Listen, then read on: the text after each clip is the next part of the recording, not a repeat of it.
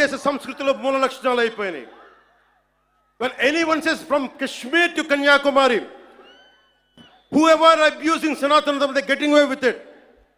Only and because of the reason is in Bharatiya society, in Bharatiya landscape, we don't have the unity, we don't have the integrity.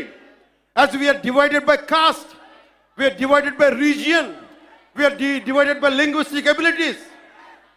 And that's what the reason is. Now the time has come. Let us all come together. దేశం మొత్తం శ్రీరాముడిని పూజిస్తుంది. కానీ శ్రీరాముడిని పాదరక్షలతో కొట్టి ఊరేగింప తీసుకెళ్తే చూస్తూ ఊరుకుంటాం. గదుల్లో కూర్చొని ఏడుస్తాం. రాముడి విగ్రహం తల నరికేస్తే రామతీర్థంలో లోపల తిట్టుకుంటాం. ఎందుకంటే ఎవరైనా వింటే కూడా మన మతాన్మోదులు అనుకుంటారనే భయం. రాముడు ఉత్తరాది దేవుడు, ఆర్యుడు అనే తప్పుడు సిద్ధాంతాన్ని మనకి ముందు తీసుకెళ్తా ఉంటారు. మనం భయంతో మాట్లాడడం. చెప్పాలా?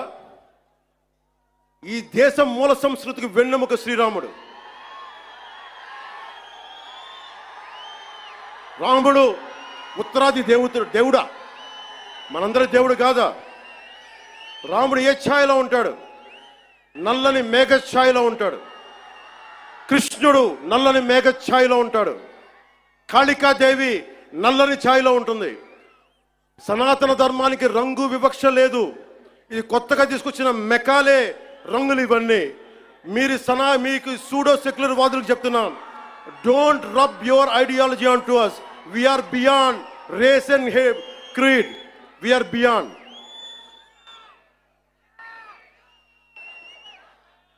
இங்க நிறைய தமிழ் பேர் இருக்காங்களா? தமிழ்ல சொல்றேன். தமிழ்நாடு ஒரு நாயக்கர் சொல்றாங்க, சனாதன தர்மம் கம்ப்ளீட்டா ஒரு வைரஸ் மாதிரி, அதை எங்க நாசம் பண்ணணும் சொல்றாங்க. இது ஞாபகம் வச்சுக்கோங்க.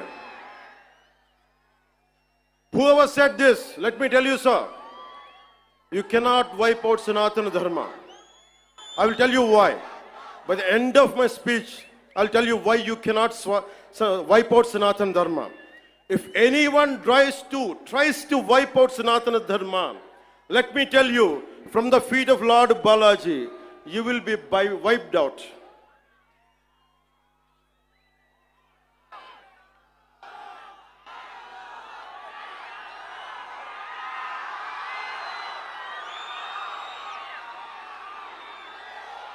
తప్పులు జరుగుతూ ఉంటే మనకి పిరికితనం ఆవహించేసింది.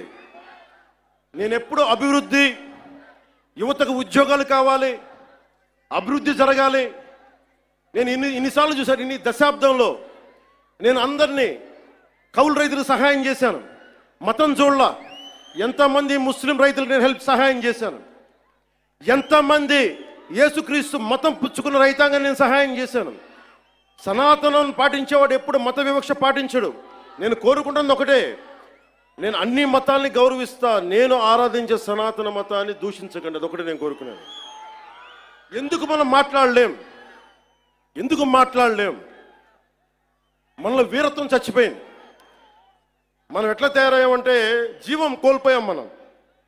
అందుకే నేను ధైర్యంగా ఎందుకు నిలబడ్డాను?